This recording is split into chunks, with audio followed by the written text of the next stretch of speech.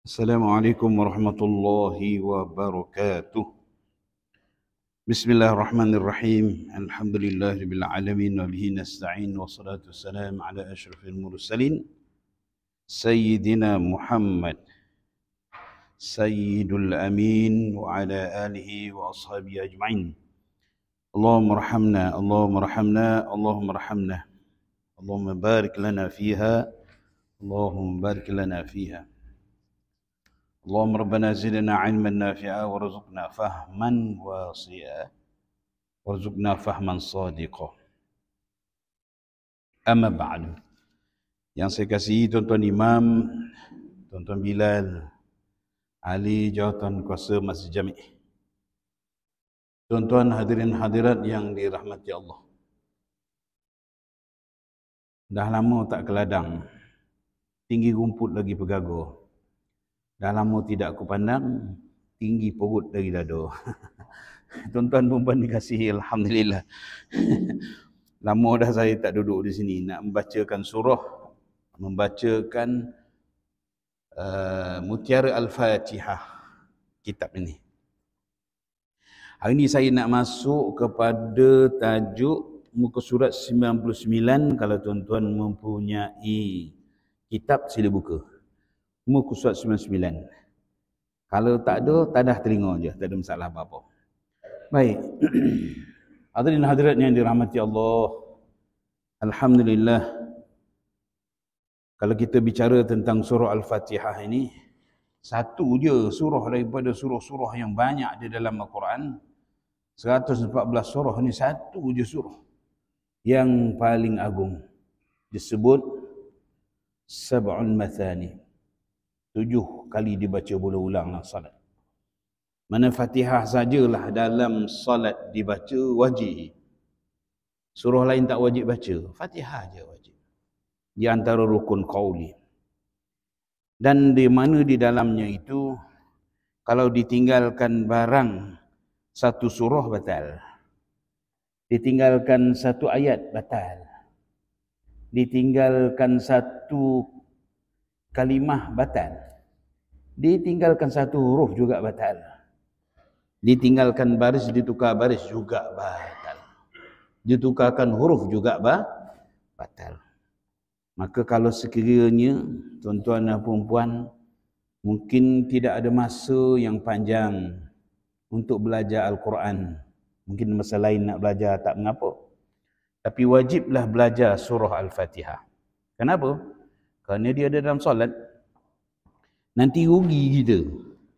Kita solat, tapi bacaan kita tidak sah. Rugi, sangat rugi.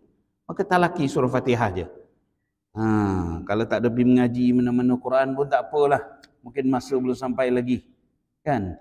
Maka talakilah Al-Fatihah. Itu wajib bagi kita. Kenapa? Bimbang. Takut nanti ada yang tersalah besar di sana, sehingga mengakibatkan bacaannya batal. Maka di situ saya menyeru kepada semua sahabat-sahabat, para jemaah, pastikanlah kita talaki surah Al-Fatihah. Jadikan surah Al-Fatihah ni yang paling penting di antara surah-surah Al-Quran yang kita kena sentiasa baiki. Sebab banyak masalah. Yang pertama, Al-Quran itu, termasuk Fatihah itu, bukan dalam bahasa kita. Itu nombor satu kan. Kalau ayat-ayatnya, huruf-hurufnya pun tak ada dalam bahasa kita. Kalau ada pun sukar untuk kita bezakan. Jadi oleh kerana yang demikian, pergilah talaki. Carilah guru untuk kita talaki dan musyafah. Perbetulkan surah Al-Fatihah gitu. Tuan-tuan perempuan dikasihi. Malam ni saya nak masuk dalam bab waqaf dalam Al-Fatihah. Waqaf ni asal perkataan waqafa, waqfun, terhenti maksudnya. Tapi kalau bab waqaf dalam bacaan Quran, dia satu ilmu yang membicarakan tentang perkara berkaitan dengan waqaf atau disebut berhenti. Berhenti ketika membaca Quran. Dan kalau kita nak sambung, maka dinamakan selepas waqaf itu ialah gandingannya ibtida', nak mula balik baca. Jadi waqaf dengan ibtida. Ada satu lagi waqaf dinamakan waqaf kita berhenti terus. Waqaf kan? Alhamdulillahirabbil alamin. Waqaf, berhenti. Sadaqallahul azim, itu juga namanya waqaf. Tapi waqaf itu tidak nak teruskan lagi bacaan. Ada satu lagi waqaf itu kita waqaf, kita berhenti dan kita nak sambung kembali bacaan. Dan memulakan tu dinamakan dalam bahasa Arabnya ialah ibtida, memulakan bacaan. Jadi peri pentingnya ilmu waqaf dan ibtida ini kerana ia berkait rapat dengan cara memahami makna Al-Quran. Maknanya kena belajar jugalah dah waqaf. Waqaf dan ibtida ni kena belajar. Kata Imam Ibn Al-Jazari, wa ba'da tajwidika lil hurufi la budda min ma'rifatil wuquf. Dan setelah kamu mentajwidkan setiap huruf, maka tidak mesti mengenali setiap waqaf. Makna kita nak baca Quran berhenti kat mana, nak mula mana, itu memang kena belajar tuan-tuan. Jadi maksudnya ialah sekalipun dalam surah Al-Fatihah yang kita hafal daripada kecil, kita hafal daripada kecil surah Fatihah kan. Budak kecil-kecil kan dia ajar Fatihah dah kan, hafal surah Fatihah.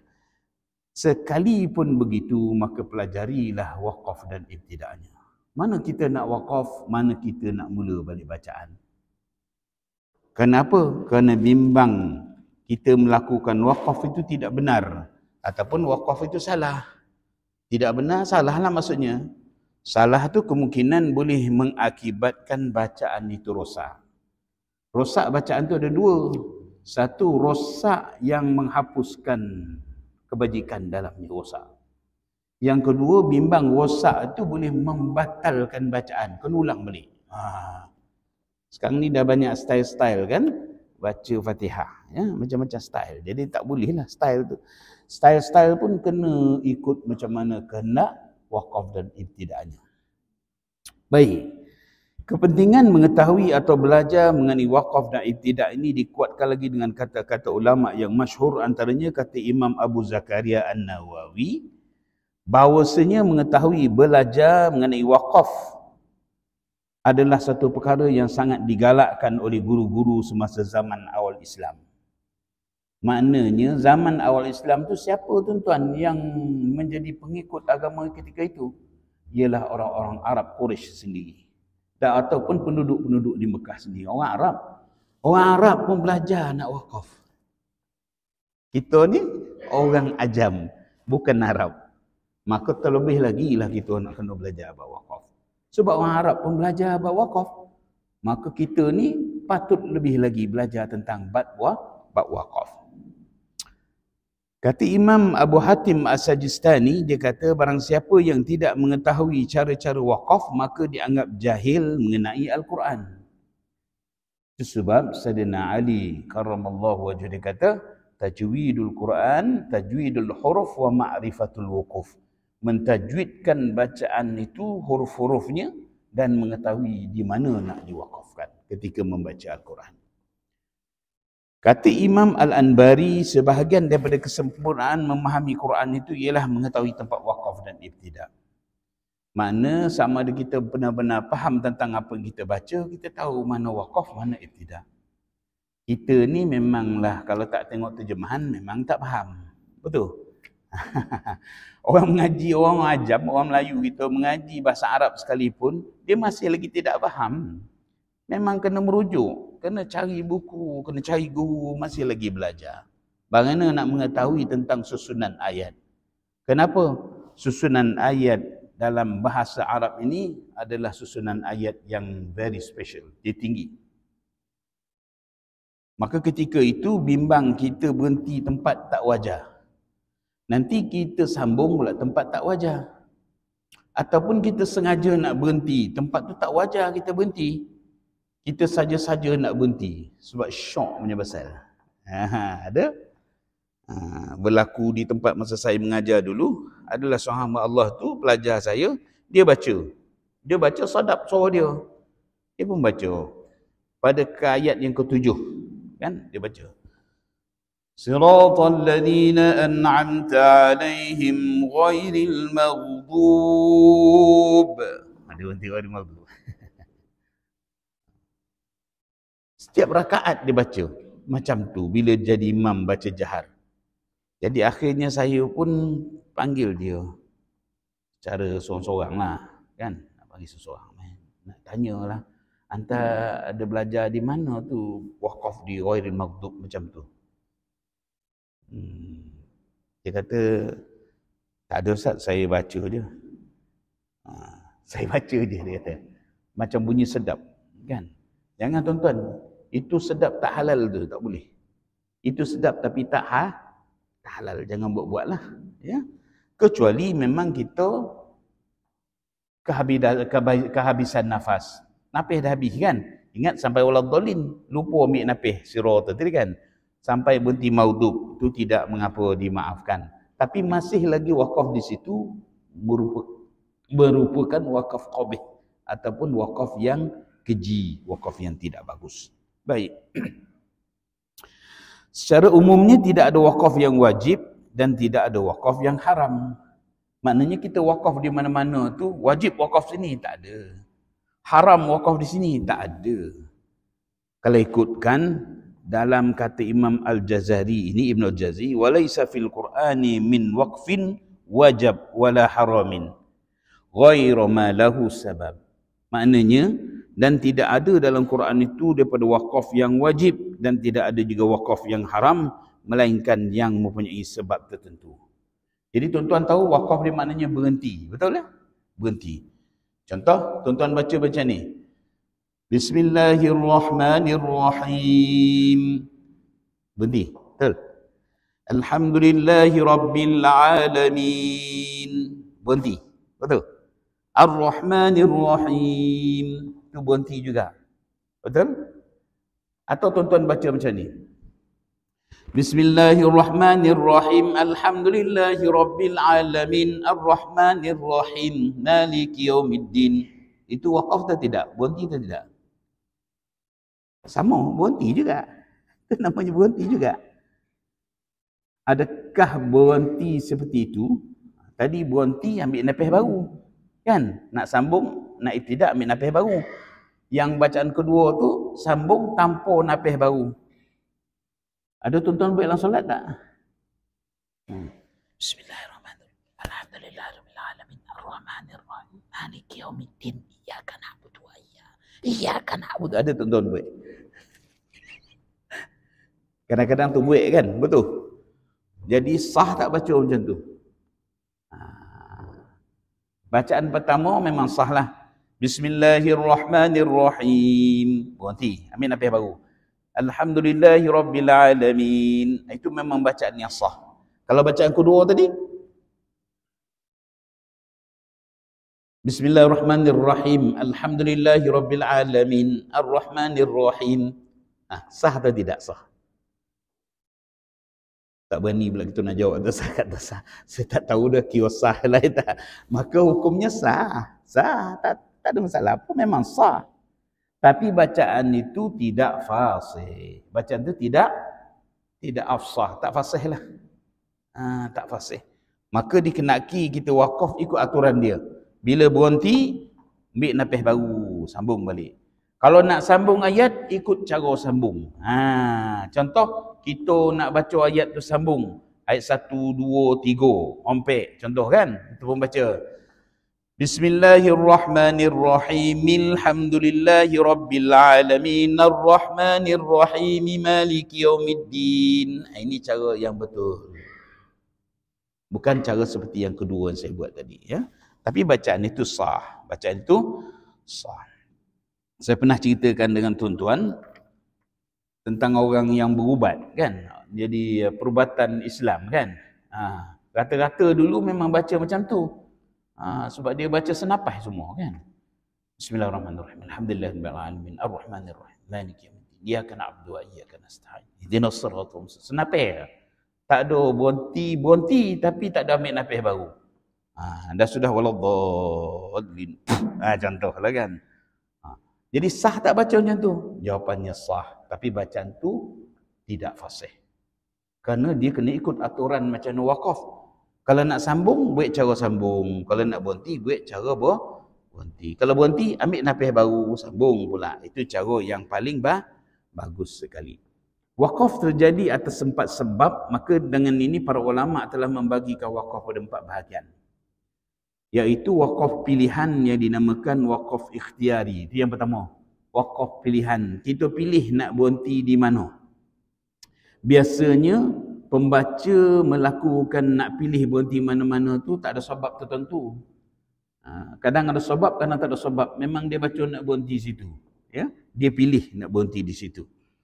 Yang kedua dinamakan wakaf ittirari ataupun kerana darurat. Mungkin tengah baca terbersin, rasa nak terbersin di tengah-tengah bacaan. Maka kita terberhenti bacaan kadang-kadang di tengah kalimah. Yang itu dimaafkan. Kenapa? Kerana dikira darurah. Keadaan kita terbatuk dan sebagainya. Tengah baca tu, waktu tu gatal, tekak, terbatuk. Maka itu dinamakan wakaf ittirari. Tu memang kita tak dapat nak elak. Terbersin, menguap. Menguap mana boleh tahan kan? Nak bangun tengah malam tu kan baca Bismillahirrahmanirrahim. Alhamdulillah. Sah tak bacaan ayat tu? Ulang baliklah sebab tak sah dah lah. Kerana menguap itu tidak boleh dielakkan. Dia adalah ittirari, darurat, ya, darurat. Begitu juga bersin. Wakaf yang ketiga disebut wakaf intidhari. Intidhari ini ialah mengulangi bacaan qiraat. Qiraat ni ada 7 yang masyhur kan. Dia nak ngulang bacaan. Ada masuk AQR convocation baru ni saya baca Fatihah dengan qiraat. Saya baca, saya ulang balik, saya ulang balik, saya ulang balik. Maka itu termasuk dalam bab wakaf intizari. Dan wakaf yang keempat dinamakan wakaf ikhtibari. Tujuan untuk menerangkan perkara atau menjelaskan hukum hakam tajwid. Maka dia berhenti di mana-mana ayat dan ketika dia berhenti di wakaf itu kerana dia nak terangkan hukum bacaan ataupun dia nak terangkan tentang tafsiran bagi ayat atau kalimah. Maka itu dinamakan wakaf ikhtibari. Jadi 4 cara wakaf ini diharuskan oleh para ulama dalam kita membaca Al-Quran.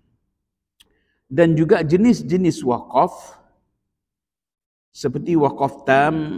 Tam ni maknanya sempurna. Tam, ta, alif, mim, tam. Sempurna ya. Apa yang sempurna?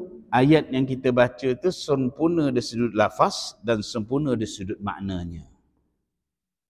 Contoh kita baca Bismillahirrahmanirrahim. Bila berhenti habis tu, yang kita Ar-Rahim hujung tu dipanggil wakaf tam. Sempurna di sudut lafaz. Lafaz maknanya struktur ayat. Struktur ayatnya sempurna. Subjek predikatnya cukup. Tak ada. Ceritanya habis. Maka itu dinamakan wakaf tam. Wakaf sempurna. Dan juga ada satu lagi jenis wakaf namanya wakaf kafi. Kafi ini iaitu memadai. Wakaf pada kalimah yang tidak berhubung dengan kalimah selepasnya dari segi lafaz, tapi masih berhubung dari segi makna. Biasa kita tengok dalam Quran ada wakaf kafi, kaf itu ya. Boleh berhenti situ, harus berhenti di situ. Dan kita tak payah ulang ke belakang, sambung saja ayat yang ke depan tu, ibtidak yang seterusnya. Kenapa? Dia kira berhenti itu sudah memadai. Ada satu wakaf lagi namanya wakaf hasan. Berhenti itu baik. Jangan sambung. Berhenti itu baik. Contoh, dalam Quran ada wakaf yang tulisan qaf lam ya. Qaf lam ya, wakaf kili itu. Itu termasuk dalam wakaf hasan. Maknanya berhenti lebih baik. Ada wakaf hasan yang ditulis dengan sad lam ya, sili. Itu kalau berhenti bagus, kalau sambung lagi bagus. Jadi tanda-tanda wakaf dalam Quran itu sangat membantu kita. Jadi kita belajarlah. Paling tidak belajar tanda wakaf Al-Quran. Jangan kerana nafas kita panjang, Kita baca semua satu ayat tu tanda wakaf tu kita langgar semua. Tak boleh. Dia kena hati-hati. Kerana tak semestinya nafas yang panjang itu boleh baca sampai 3 baris terus. Ada tanda wakaf langgar semua. Tak boleh. Tak boleh ya. Kenapa? Ada jenis-jenis wakaf yang kita kena raih. Kalau wakaf tam berhenti. Maka Rasulullah SAW kalau membaca Al-Quran itu setiap ra'su ayah. Ra'su ayah tu kepala ayat. Kepala ayat tu nombor lah. Contoh, Alif Lam Mim nombor 1. Kan? Dzalikal kitabu la raiba fihi hudal lil muttaqin. Nombor 2. Maka itu dinamakan ra'su ayah. Kepala ayat. Menunjukkan ayat tu selesai. Selesai di sudut mana? Sama ada daripada sudut lafaz ataupun selesai di sudut lafaz dan makna.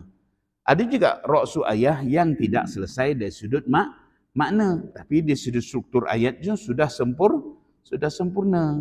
Mana di sudut struktur ayat sudah sempurna, tak perlu lagi. Boleh berhenti situ. Kerana Rasulullah SAW berhenti setiap ra'su ayah. Boleh tuan-tuan? Boleh ikuti ya? Contoh kita ambil dalam suratul Ma'un. Suratul Ma'un. Ramai orang jadi imam kan dia bimbang tu. Nak berhenti fawailul musallin tu nak sambung. dia pun agak-agak nak sambung ko. Ramai orang sambung. Tak berhenti. Contohlah kan. Maka dia harus berhenti. Kenapa? Situ ada ra'su ayah. Ada kepala ayat. Ada nombor situ. Kerana Rasulullah SAW, sunnahnya Rasulullah berhenti di setiap ra'su ayah. Berhentilah, tak ada masalah apa. Dalam salat pun berhentilah. Cuma yang tak bolehnya berhenti terus pada ayat tu tak boleh. Walaupun tidak ada wakaf yang haram, tak boleh berhenti terus lah. Contohlah kan, dulu masa PKP kan, ramai yang tak jadi imam, rupa jadi imam kat rumah. Dia pun jadi imam. Okay? Hafallah surah setakat Al-Ma'un ke bawah kan, contoh kan. Katih lagi tak hafal. Jadi ulang tu lah Al-Ma'un tu. Ini nak tukar version ni tak? Maknanya ini nak baca separuh je. Rakaat pertama berhenti fawailul lil musallin. Lepas tu rakaat kedua kan sambung. Alladzina hum an salatim sahun. Putuslah makna dia, okey? Maka kalau dia buat macam tu, batal bacaan dia dan batal solatnya. Nampak tu? Sekalipun asalnya boleh berhenti setiap ra'su ayat, tapi ayat itu dia sangat memerlukan kepada sambungan makna yang berikutnya. Kalau tidak, terputus makna. Kita tak boleh wakaf di situ dan kita tukar rakaat, tak boleh. Boleh faham? Boleh ya? Ataupun kita baca sesaja pun tak boleh, tetap tidak boleh juga. Maka itu dia memang wakaf tu jadi wakaf qabih yang menjadikan bacaan itu rosak dan juga rosak syariat. Bahaya. Contoh kita baca. Ara'aita alladhi yukadzibu bid-din fadhalika alladhi yad'u al-yatim wa la yahuddu 'ala ta'amil miskin fawailul lil musallin. Allahu akbar. Masuk rakaat kedua. Nak sambung rakaat kedua lagi. Maka batal solat itu. Kenapa batal? Kerana wakaf tu sudah jadi wakaf qabih. Kerana dia memerlukan lagi sambungan ayat yang berikutnya. Sebab apa? Tak sempurna di sudut maknanya. Walaupun lafaznya sudah sempurna. Kalau baca masa tak solat sekalipun, maka batal bacaan itu. Dia kena ulang balik. Kena habiskan balik. Ya, dia kena, boleh sambung tak apa. Tapi mana jangan wakaf di situ, sadaqallahul azim. Dilarang. Jangan buat ya. Aku tahu orang datang rumah kan saya katakan. Tengah baca fawailul lil musallin. Assalamualaikum. Kita pun. Waalaikumsalam. Sadaqallahul azim. Tak boleh. Kena habiskan ayat tu. Kenapa? Maknanya masih lagi bersambung dan haram hukumnya kalau kita buat begitu. Kenapa? Dia menjadikan wakaf yang keji sangat sehingga merosakkan syariat. Apa maksud rosak syariat? Masuklah neraka wil bagi orang yang salat. Dalam syariat dia begitu ke? Orang salat ni tak ada masuk neraka wil. Sebab ada dia punya syarat lagi depan tu kan. Bagi orang-orang yang lalai salatnya. Itu baru yang masuk neraka wil. Kan? Jadi tidak boleh kita wakaf tak ketahuan begitu. Baik. Sama ada sengaja ataupun tidak sengaja. Baik, kalau dah tahu ni jangan kita ulang. Banyak ayat Quran yang berkaitan seperti itu ada, dan saya tak sempat nak mengeluarkan ayatnya, tapi kalau waktu tadarus jumpa. Contoh kalimah ayat innallaha faqirun wa nahnu aghnia. Tak boleh berhenti innallaha faqir. Itu maknanya apa? Bahawasanya Allah itu fakir. Itu kisah orang-orang Bani Israel yang mengatakan mereka itu mengatakan Allah fakir wa nahnu aghnia, dan kamilah orang kaya. Mana Allah tu miskin, dia kaya. Maka tidak boleh wakaf di situ. Baik. Saya nak sambung tentang penjelasan berkaitan hukum wakaf dan ibtidak dalam surah Al-Fatihah surat 101. Berdasarkan kepada wakaf ikhtiari. Ikhtiari ni kita pilih ya. Kita pilih. Ikhtiar lah, ikhtiari, kita pilih. Kita melakukan pilihan untuk wakaf di situ, maka pembaca Al-Quran mesti pastikan tanpa sebab-sebab yang tertentu dia boleh berhenti suka-suka hati, tak boleh. Sekalipun dia pilih. Kena pilih dan berhenti tak boleh suka hati. Kena ikut hukum wakaf dan ibtidak. Baik, saya jelaskan. Pertama sekali ialah kalimah isti'adah. Isti'azah auzubillahi minasyaitonirrajim. Sebelum ni saya pun dah jelaskan ni, saya laju saja ni. Kalau kita bunyi a'udzu tu kita berhenti situ. Tak boleh wakaf situ. A'udz, kita wakaf situ kan. Salah. Kerana apa? Kerana dia tidak boleh difahami dan bergantung kepada kalimah yang berikutnya.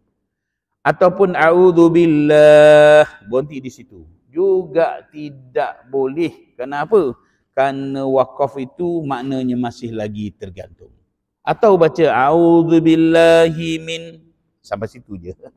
Pun juga tergantung maknanya. Sekalipun a'udzubillahi minasyaitan, berhenti situ. Maka itu juga adalah wakaf yang qabih, keji, tak dibenarkan. Kenapa? Masih ada satu lagi di depannya kena wakaf di situ, iaitu a'udzubillahi minasyaitonir rajim. Kerana sifat hakiki bagi syaitan itu tertinggal. Salahlah. Macam kita baca dalam Quran, kadang-kadang kita baca dalam surah Baqarah tu ada kan, ada satu dua kalimah yang merupakan pasangan dia. Apa dua kalimah tu? Seperti aqimus salah wa atuz zakah. Itu adalah kalimah yang pairing lah kita kata. Jangan nanti ambil atuz zakah tinggal aqimus salah. Ataupun kita ambil ayat amaru bil ma'ruf, lepas tu tinggalkan mungkar itu. Ambil mungkar tinggal ma'ruf, tak boleh juga. Ataupun dalam Quran ada lagi contoh sifat mausuf dalam surah Baqarah itu cerita tentang lembu betina kan. Lembu yang kekuning-kuningan tu, baqaratun safra. Kan ayat tu baqaratun safra faqi'ul launuha tasurrun nadhirin. Kita ambil balik pada safra je, lembu tinggal. Ambil warna je, lembu tinggal. Juga salah. Sekalipun kita tidak memahami makna, maka belajarlah.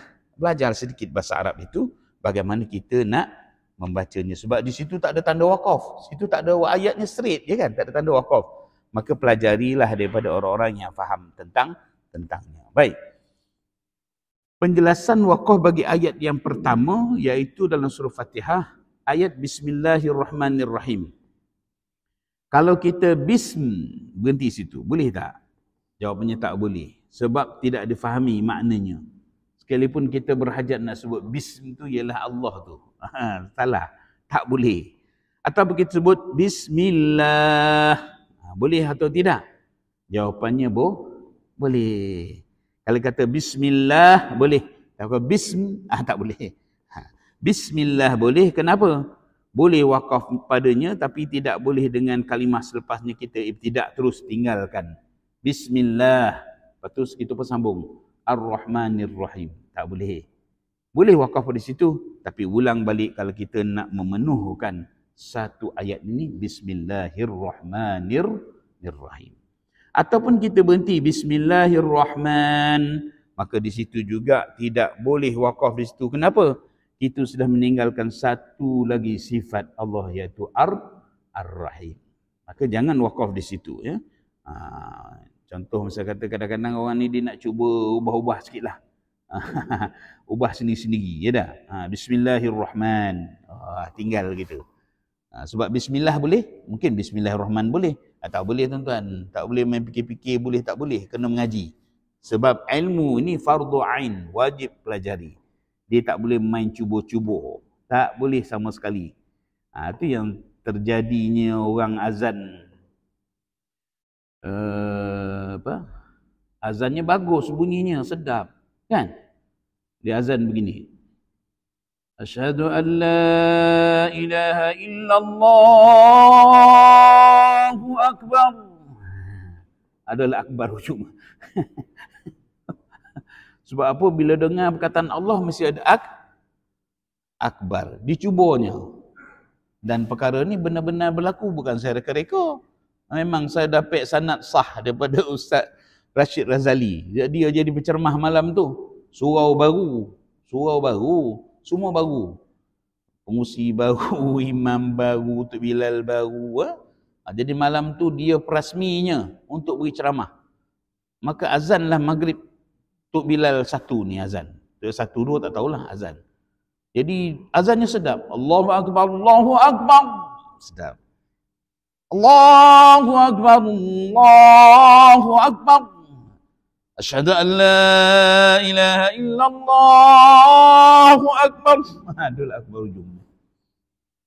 Ustaz Rashid cerita dengan saya, dia kata mula dia macam ni, dia kata dia terangkat.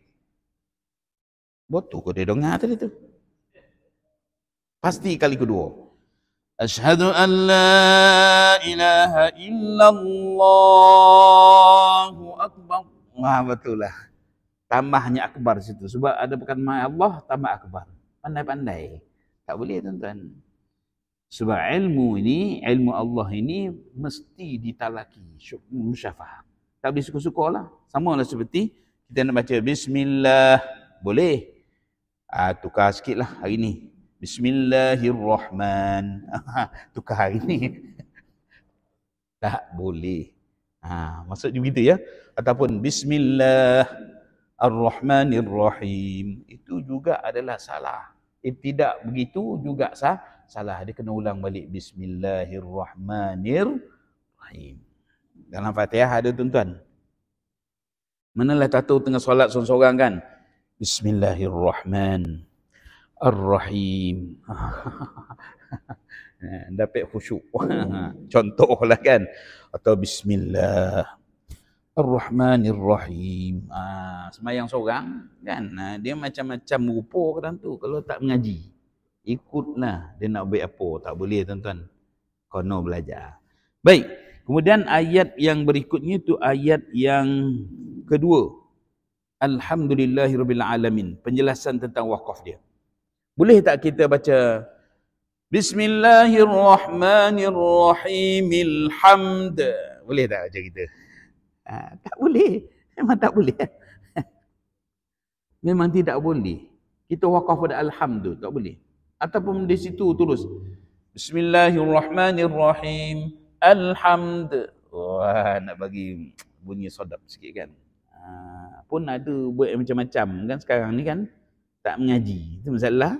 Jadi kalau wakaf pada alhamd itu tidak boleh wakafnya padanya sebab tidak difahami akan maknanya, kena bergantung pada kalimah selepasnya. Baik. Alhamdulillah. Boleh tak wakaf di situ? Boleh. Boleh wakaf situ. Tapi tak boleh ibtidak pada Rabbil Alamin. Contoh, Alhamdulillah Rabbil Alamin. Tak boleh. Kena ulang balik. Menyempurnakan daripada Alhamdulillahi Rabbil Alamin. Atau berhenti pada Rabb juga tak boleh. Sekalipun kita nak dapatkan dia punya zauq solat tu, nak dapatkan khusyuk tu kan, sebab faham makna. Segala puji-puji bagi Rabb. Wah, macam tu. Nah. Alhamdulillahi Rabb. Wah, kamu main baca dengan kol-kolah dia siap semua kan. Tetap salah. Kenapa? Kerana tidak boleh wakaf pada Rabb. Boleh faham tuan-tuan ya? Baik. Kemudian waqaf pada Alhamdulillahi Rabbil Alamin. Itu sempurna sebab di situ ra'su ayat, akhir ayat atau kepala ayat. Dan bolehlah ibtidak selepas ayat Alhamdulillahi Rabbil Alamin, iaitu Ar-Rahmanir Rahim. Kata Syekh Zakaria Al-Ansari, dia kata waqaf padanya adalah waqaf salih sebab akhir ayat. Waqaf salih ni ialah waqaf yang sunnah. Sebab Rasulullah memang waqaf setiap rasul ayat. Itu. Dan ada sebahagiannya menyebut waqaf salih itu adalah sebahagian daripada waqaf jaiz. Jaiz ni ialah waqaf yang harus. Boleh waqaf. Kata Syekh Ahmad Al-Asmuni, waqaf padanya adalah waqaf jaiz, kedudukannya sebagai akhir ayat. Dia tidak tam kerana selepasnya majrur, baris kasrah tanpa jar. Maknanya kalau sambung baru betul ceritanya. Macam tu. Tapi waqaf tidak mengapa, boleh, tak ada masalah. Baik. Secara umumnya tidak diharuskan ibtidak memulakan bacaan dengan kalimah majrur, iaitu huruf terakhir dalam kalimah tersebut yang berbaris kasrah, melainkan berada di awal ayat atau dalam keadaan yang tertentu sahaja. Baik, itu untuk ayat Alhamdulillahi Rabbil Alamin. Dan untuk ayat ketiga Ar-Rahmanir Rahim. Boleh tak kita waqaf pada Ar-Rahman lepas baca Alhamdulillahi Rabbil Alamin? Alhamdulillahi Rabbil Alamin Ar-Rahman. Boleh tak waqaf situ? Di sini dijawab tidak boleh waqaf padanya sebab meninggalkan pasangannya, iaitu Ar-Rahim. Maka tak boleh waqaf situ. Kalau waqaf situ maksudnya maknanya jadi waqaf qabih, waqaf keji. Macam tu sekali tuan-tuan. Jadi maksudnya ialah jangan kita waqaf tak tentu halu. Dia adalah ada aturan-aturannya. Boleh waqaf padanya akhir ayat dan ibtidak dengan kalimah selepasnya sebab walaupun masih berhubung dengan kalimah atau ayat selepasnya tapi sudah berakhir ayat tersebut yang ada ra'su ayat. Ar-Rahmanir Rahim ada nombor ayatnya di situ, iaitu nombor 3. Maka boleh waqaf di situ.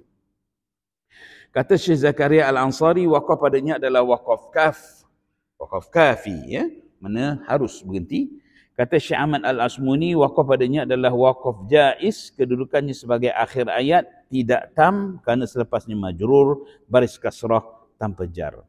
Maksudnya, sebab ada cara untuk kita boleh sambung ayat ni nak menyempurnakan surah Fatihah. Contoh basmalah, boleh berhenti. Bismillahirrahmanirrahim, sudah jadi tam. Alhamdulillahi Rabbil Alamin Ar-Rahmanir-Rahim Maliki Yawmiddin. Itu sudah sempurna kalau kita boleh gabungkan begitu. Tak ada masalah.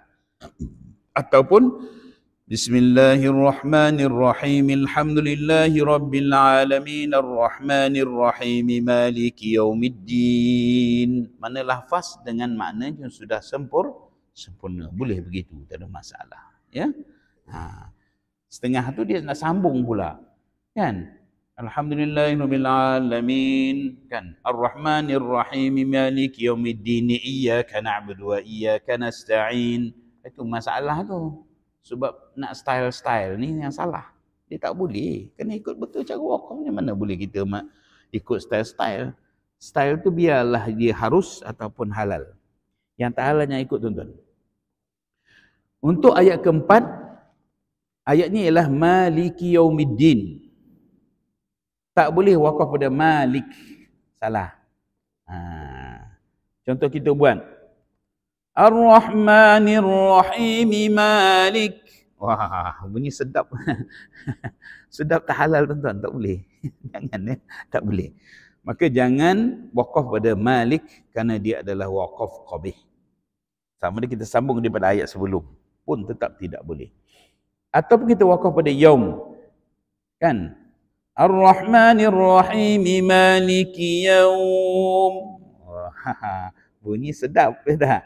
Tapi sedap tu tak halal tuan-tuan. Tak boleh waqaf qabih. Dilarang waqaf di situ. Ya. Kemudian ad-din. Maka di sini ad-din sudah sempurna maknanya maliki yaumiddin, atau kita sambung daripada ayat sebelum Ar-Rahmanir Rahim maliki yaumiddin, maka itu sudah dikira sebagai waqaf yang telah sempurna di sudut maknanya. Makna sempurna lafaz dan sempurna makna. Dua perkara Sempurna lafaz, lafaz tu maksud ialah struktur ayat dalam bahasa Arab. Struktur ayat bahasa Arab tu nama lafaz, lafaznya. Makna ialah maksud ayat itu sudah sempurna. Itu sebab saya sebut tadi, kalau baca basmalah, berhenti, tam, sempurna lafaz dan makna. Ayat kedua, Alhamdulillahirabbil alamin arrahmanir rahim maliki yaumiddin, kita berhenti di situ, kita sambung 3 ayat ini, maka dikira sebagai waqaf itu sempurna di sudut lafaz dan sempurna di sudut makna. Boleh amalkan, tak ada masalah. Berikutnya lah ayat yang kelima. Ada 5 minit lagi. Ayat kelima ialah iyyaka na'budu wa iyyaka nasta'in. Ini pun ramai orang yang cuba buat macam-macam cara ni, Dia sama-sama sambung, dia berhenti iyyaka na'budu. Sebenarnya tidak boleh berhenti di situ. Kenapa? Berhenti pada iyyaka na'budu itu tak sempurna. Tidak sempurna di sudut mana? Kalau sekiranya kita berhenti iyyak. Contoh kita buat maliki yaumiddin iyyak. Berhenti situ. Bunyi sedap sebab itu ada mat ada sukun. Bunyi boleh panjang sikit kan, boleh mengalun-alun sikit. Makmum dengar pun Masya Allah, sadap pula bunyi kan. Tapi sadap tu salah. Tapi kalau sekiranya dia berhenti pada iyyaka na'bud, boleh. Cuma dia tak boleh sambung ibtidak pada wa iyyaka nasta'in. Contoh dia baca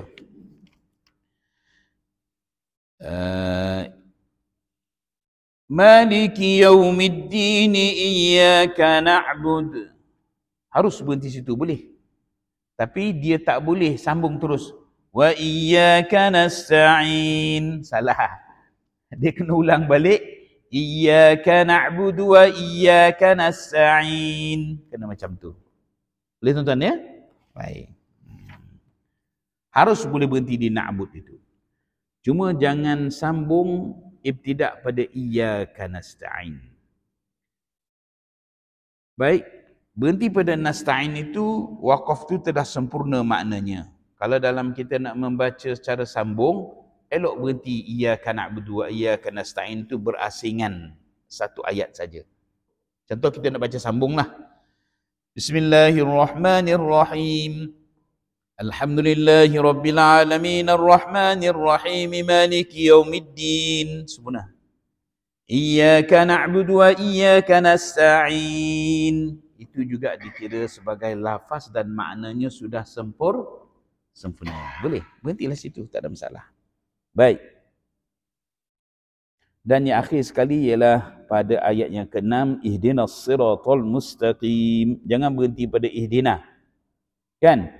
Iyyaka na'budu wa iyyaka nasta'in uhdina. Berhenti situ. Salah, tak dibenarkan. Ataupun berhenti kepada sirat. Iyyaka na'budu wa iyyaka nasta'in ihdinas sirat. Bunyi sedap. Tapi bacaan itu tidak dibenarkan. Kenapa? Kalau berhenti pada sirat itu, maka sudah meninggalkan sifat bagi sirat itu, iaitu al-mustaqim. Meninggalkan sifat bagi jalan yang lurus tu tinggal. Jalan saja. Jalan yang mana? Tak tahu. Lurus ke bengkok? Tak tahu ya. Baik. Maka tidak dibenarkan berhenti pada as-sirat dan sempurna kalau berhenti pada al-mustaqim. Dan akhir sekali saya habiskan juga ayat yang ke-7. Siratal ladzina an'amta 'alaihim ghairil maghdubi 'alaihim waladdallin. Berhenti pada sirat tak boleh. Ihdinas siratal mustaqim sirata. Sebab ada dua perkataan sirat, nak berhentilah situ kan. Tak boleh. Itu waqaf qabih. Atau nak berhenti pada ladin. Siratal ladin. maka wakaf itu adalah wakaf yang qabih. Kecuali darurah lah. Darurah makna putih napih. Boleh? Saya habiskan. Dan juga tidak boleh wakaf pada an'amta. Contoh kita baca siratal ladzina an'amt. Wah, di situ. Walaupun betul tajwid dia tuan-tuan, tetap salah, tak boleh wakaf di situ. Yang boleh siratal ladzina an'amta alaihim, boleh, situ boleh. Harus boleh wakaf situ kalau sekiranya kita kehabisan nafas. Tapi kalau nafas kita panjang, sambung sampai ghairil maghdubi alaihim waladdallin. Yang dilarang ialah kita berhenti siratal ladzina an'amta alaihim ghairil maghdub. Itu dilarang, tu wakaf qabih, jangan berhenti situ. Ataupun kita sengaja siratal ladzina an'amta alaihim ghairil maghdubi alaihim, maka dalam kitab ni sebut berhenti pada alaihim tu, naklah kita elakkan alaihim kedua. Kecuali kita kehabisan nafas. Boleh pilih sama ada nak berhenti, nafas kita tak banyak, berhenti siratal ladzina an'amta alaihim yang pertama, ambil nafas baru sambung ghairil maghdubi alaihim waladdallin, ataupun baca penuh satu ayat. Yang dilarang itu ialah kita sengaja nak berhenti ghairil maghdub atau kita berhenti ghairil maghdubi alaihim yang kedua. Itu termasuk dalam ni disebut wakaf qabih ataupun wakaf yang tidak sempurna, wakaf keji lah. Tak usah buat lah tuan, ya. Tak usah buat, ya. Sama ada kita solat seorang diri ataupun kita mengimami solat. Baik, kita berhenti setakat ni lalu, ya. Kesimpulannya ialah bab al-waqfu, bab waqaf dan al-ibtida, terutama dalam surah Al-Fatihah yang kita baca sebagai rukun solat yang kita baca, maka kita sentiasa tahsin, memperelokkan lagi, memperbaiki lagi. Cara nak baiki macam mana? Pergilah cari guru, belajarlah. Pergi talaki dengan guru, ya. Talaki dengan guru dan belajar. InsyaAllah kita jumpa lagi bangsa akan datang. Hadza billahi taufiq wal hidayah. Wassalamualaikum warahmatullahi wabarakatuh. Sila Tuan Bilal azan.